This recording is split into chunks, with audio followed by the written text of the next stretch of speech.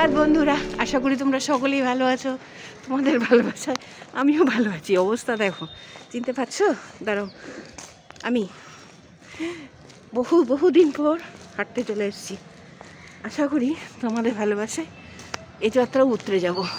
যে যাত্রাটা পার করে আসলাম সদ্য, কিছু করার নেই, আস্তে আস্তে নর্মাল হতে হবে। চলো হেঁটে নি, তারপরে আবার কথা বলছি। দেখো এই যে হাড়ি দেখলে লোকে বুঝতে পারবে কি ব্যাপার।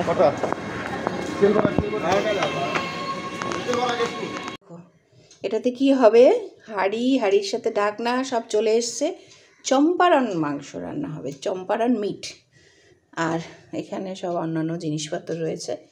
ওখানে দেরাদুন রাইস, আর দেরাদুন না, ওটা বাসমতি রাইস। আর এগুলো তো মশলাপাতি, আমার এগুলো নিত্য প্রয়োজনীয় কিছু জিনিস। আজ নিজে হাঁটতে গেছি তো, ফলে খুব সুবিধে হয়েছে। ও একটা কফি, এটা এখন ধুয়ে পরিষ্কার করব। কিন্তু এই সকালের জলখাবার, সানডে স্পেশাল জলখাবার। চলো দিয়ে দিই। শুনছো? আসো, দিয়েছি। আচ্ছা দিচ্ছি, রোদেই দিচ্ছি।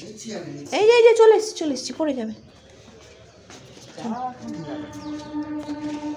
দিয়ে দিলাম একবারে, খেয়ে নাও, পড়ে যাবে। রোদটা ভালো উঠেছে তো আজকে, কুয়াশা কমে। সূর্য দেবতা আমার ভয়েই আজকে তাড়াতাড়ি উঠে পড়েছে, কুয়াশা বাদ করে। প্রথমবার আমার বাড়িতে আজকে চম্পারণ মাংস রান্না হবে হাঁড়িতে। মাটির হাঁড়ি, তার ঢাকনা সবই কিনে আনা হয়েছে। তবে এই মাংসটার যেটা স্পেশালিটি, সেই কথাগুলো আগে বলি। প্রথমে মাংসকে ভালো করে ধুয়ে পরিষ্কার করে নিলাম, জলটা চিপে নিয়ে নিয়েছি। তার মধ্যে এখন আদা বাটা, টক দই, হলুদ, ধনে গুঁড়ো, জিরে গুঁড়ো, কুচনো পেঁয়াজ ভালো করে হাত দিয়ে এভাবে চিড়ে নিলাম। তারপরে কিছুটা কাঁচা লঙ্কা, আর এই যে এখন যেটা দিচ্ছি সেটা হচ্ছে জায়ফল। আমি একদম ক্র্যাশ করে দিয়ে দিলাম। এটা গোটা অবস্থায় দেব না, এইভাবে ক্র্যাশ করে দেবে। তার সাথে বেশ খানিকটা তেল, লবণ আর একটুখানি রসুন বাটাটা খুব বেশি নয়, অল্প। কিন্তু এইবারে তারপরে যে মাখাটা, এটাতেই হচ্ছে এই মাংসের সবথেকে বেশি টেস্ট আসবে। দেখো সুন্দর করে আমি ভালো করে চেপে মেখে নিচ্ছি। এইভাবে মেখে আমি এটাকে প্রায় 3 ঘন্টা ম্যারিনেশন করে রেখে দেবো ঢাকা চাপা দিয়ে। এখানে রয়েছে গোটা গরম মশলা, এলাচ, দারচিনি আর লবঙ্গ, গোটা জিরে, গোটা রসুন, খানিকটা ঘি, 3টে তেজপাতা, কয়েকটা কাঁচা লঙ্কা আরও, আর 3টে শুকনো লঙ্কা। আর এখানে সেই 2 ঘন্টা 2.5 ঘন্টা আগে ম্যারিনেট করা সমস্ত জিনিসপত্র দিয়ে যে মাংসটা, সেটা। আর এখানে আমি কিছুটা, এটার মধ্যে মাংস না দিলেই সবচেয়ে ভালো হয়, আলু না দিলেই ভালো হয় এই মাংসতে। কিন্তু আমি এখানে আলুটা দেব, কারণ আমার বাড়িতে আলু ছাড়া চলে না।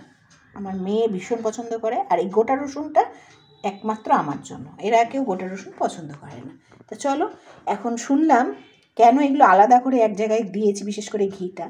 এখন বলছে আমার বর যে আমি রান্না করব। সেই ভয়ের চোটে আমি সব এঁটো করে দেবে দেখে আলাদা করে নিয়েছি এইখানে সব মশলা। তো চলো, জানিও কার বাড়িতে এরকম এঁটো করে দেওয়ার ভয়ে এরকম করে রাখো। আসলে একটু পিতপিতে বাই আছে আমার ছোঁয়াছানার। আসলে ঠাকুমা, মানে ওর ঠাকুমা তো এসে করে, একাদশী করে, পুজো আচরার ব্যাপার, এই জন্যই আরও এই জিনিসটা তৈরি হয়েছে আমার মধ্যে। তা চলো শুরু করে দিই রান্নাটা। এই মাংস রান্নার সেকেন্ড যে ধাপটা, সেটা হলো এটাকে কম আঁচে মাটির হাঁড়িতে ঘি এবং তেল দুটো মিক্সড করে রান্না করতে হবে। আমরা অ্যাজ ইউজুয়াল যেমন মশলাগুলো আগে নিয়েছি সেগুলো সব এক করে দিয়ে দিলাম। দেখলে ঘি আর তেল একসাথে নেওয়ার পর সেটা গরম হয়ে গেছে। তারপরে দিয়ে দিচ্ছি এখন আলুটা শোনাল, ওটা আমি দিয়েছি, না দিলেও চলবে। কিন্তু তারপরে যেটা হতে হবে, যেটা 3 ঘন্টা ম্যারিনেট করে রাখা মাংসটা আস্তে আস্তে দিয়ে দিলাম মাটির হাঁড়িতে। আর এখানে আঁচটা খুব কম করে দেবে। আর কাঠের উনুনে রান্না করলে সত্যিই খুব ভালো হয় এই মাংস। সবার পক্ষে সম্ভব না, তখন তাকে গ্যাসেই করতে হয়। আমার মাটির উনুন নেই, আমি ইট পেতে এইভাবে রান্না করেছি আজকে। যদিও রান্নাটা পুরোটাই পরের দিকে আমার বরই করেছে, আমি আঁচগুলো রেডি করে দিয়েছি। খানিকটা হয়ে যাওয়ার পর এইভাবে দেখো আটা মেখে সেটা ঢাকনাটার আর হাঁড়ির মুখের মধ্যে এভাবে দিয়ে দিতে হবে।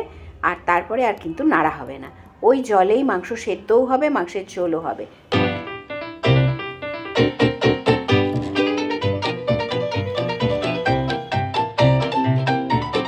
আমরা এখানে বসবো বলো, আর এখানে সব স্যালাড, চাটনি, ভাত সব নিয়ে নিয়েছি।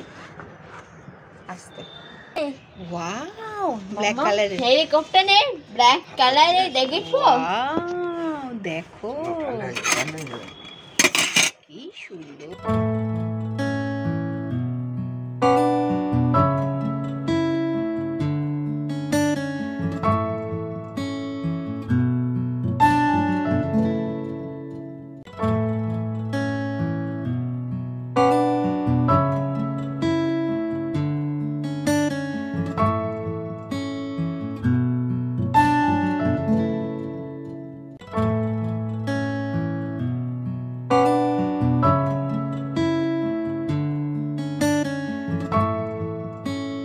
এত সুন্দর খাবার সামনে থাকলে আর কেই বা লোক সামলাতে পারে।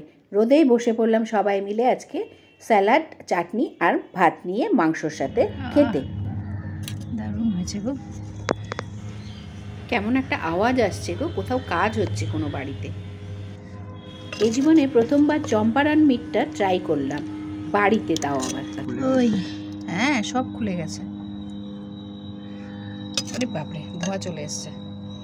আসলে এক্ষুনি উনুনের উপর থেকে তুলে নিয়ে আসলাম না, ভালো গরম গো, সাবধানে খেও। আমি খাই, জলদি খাই আমি, তারপরে দিও। সবাইকে দিয়ে নাও, তুমি নাও।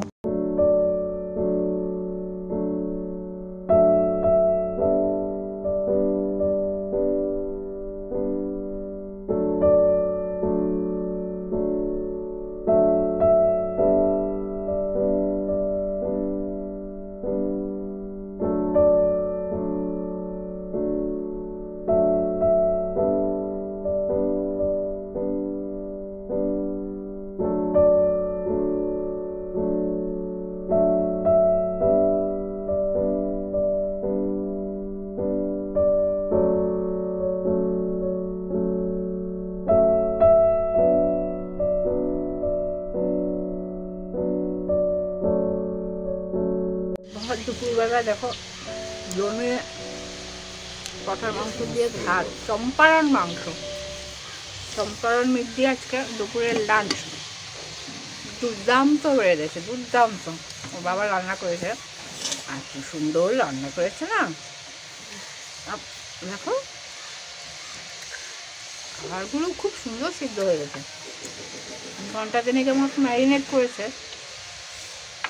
মাটির হাঁড়ির রান্নার স্বাদই আলাদা, তার মধ্যে আবার কাঠের উনান, কাঠের জালের রান্নার স্বাদই আলাদা। বহু বছর পর খেলাম রান্না, কাবাব টাবাব করি, সেটা তো আলাদা। এখন দুপুরের রান্না, লাঞ্চের মেনু মাছ মাংস তরকারি, এগুলো তো হয়নি বহু বছর পর। নিজের বাড়ির কথা মনে পড়ে গেল, ছোটোবেলার কথা। দেখো একদম গুঁড়ো গুঁড়ো হয়ে যাচ্ছে। আর জমিয়ে দুপুরের ভুড়ি ভোজ, এরপর একটা ভাত ঘুম, নাহলে চলবেই না। হচ্ছে টিভি দেখা আর বিকেলের টিফিন খাওয়া, সন্ধ্যের টিফিন খাওয়া। ওখানে আরেকজন রেস্ট নিচ্ছে, সানডে।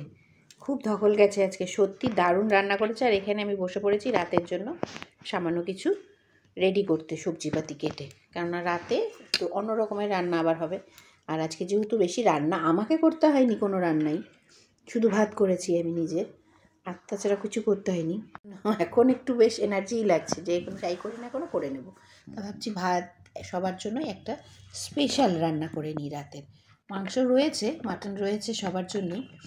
তা চলো দেখি কি কি করা যায়, শেয়ার করি সবটাই তোমাদের সাথে। এখন বানিয়ে নেব ফ্রাইড রাইস। অনুষ্ঠান বাড়িতে ঠিক যেই স্বাদের ফ্রাইড রাইস আমরা খাই, ঠিক সেই স্বাদটা যদি তুমি বাড়িতে আনতে চাও, তাহলে কি কি দিতে হবে সেই রান্নায়, সবটাই এখন তোমাদের সাথে শেয়ার করছি।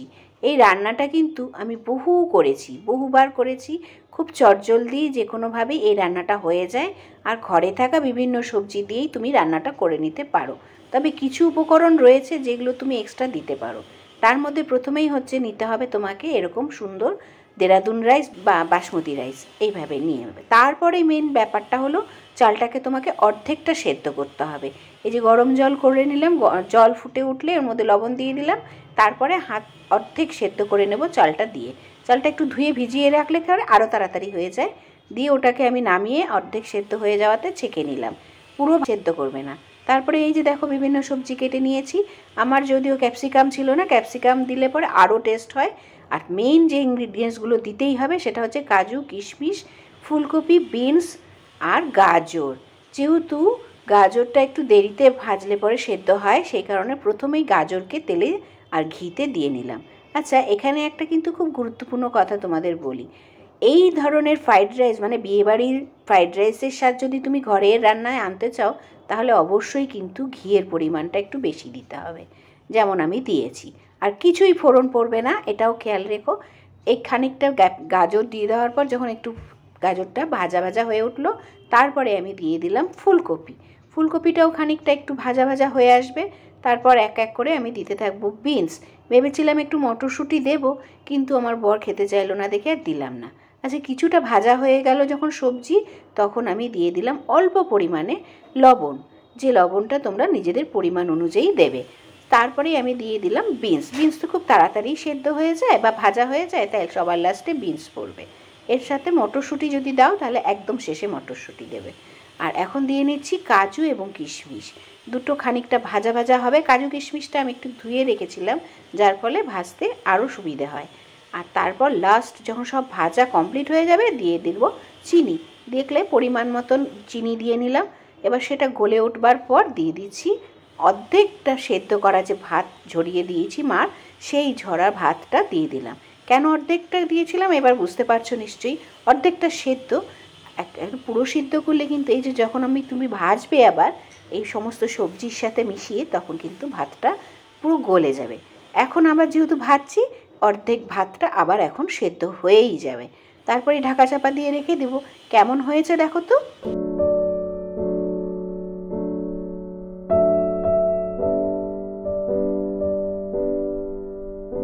আজকে সুপার সানডে সত্যিই সুপার করে দিয়েছে আমার বর।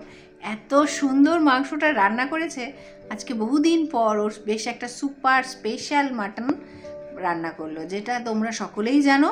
এটা হচ্ছে চম্পারন মিট বা চম্পারন মাংস যেটা আমরা বলি। এটা হচ্ছে হাঁড়ি মাংস বা হান্ডি মাংস, হান্ডি মিট বা হান্ডি মাটন, বা স্পেশালি যেটা আমরা সবাই যে নামে চিনি চম্পারন মাংস। সেই চম্পারন মাংস বা চম্পারন মিট আজকে রান্না করলো। এত সুন্দর হয়েছে, আমি জীবনে প্রথমবার খেলাম এটা।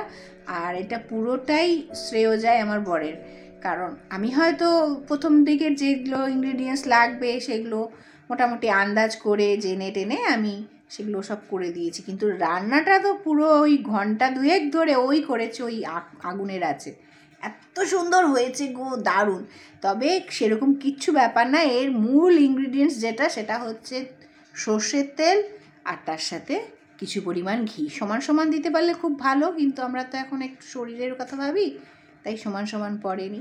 দারুণ একটা রেসিপি, খুব সহজ রান্নাবাড়ি, কিন্তু একটু সময় সাপেক্ষ। দারুণ কাটলো আজকে রবিবারটা আমাদের। তোমাদেরও নিশ্চয়ই সকলে খুব ভালো কেটেছে। আমি একদম পুরো ড্রেস চেঞ্জ করে ফ্রেশ হয়ে ঠাকুর দিয়ে নিলাম, ঠাকুর শয়ন হয়ে গেল। এখন যাব বিছানায়, প্রচণ্ড টায়ার্ড লাগছে। আর রাতেও বানিয়ে নিলাম ফ্রাইড রাইস চম্পারন মাংসর সাথে। দারুণ জমে গেছে রাতের ডিনারটাও। তোমাদের আজকে রবিবারটা কেমন কাটলো অবশ্যই কমেন্ট করে জানিও। চলো, দেখা হচ্ছে আগামীকাল নতুন আরেকটি ব্লগে তোমাদের সকলের সামনে। কালকের ব্লগটা একটু অন্যরকম হবে, যখন দেখবে তখন বুঝতে পারবে। সকলকে জানাই শুভরাত্রি। আশা করি কালকের ব্লগটাও তোমাদের খুব ভালো লাগবে। আর আজকের ব্লগ যদি তোমাদের ভালো লেগে থাকে বা এই রেসিপিটা, তাহলে অবশ্যই কিন্তু একটা লাইক করে দিও। শুভরাত্রি।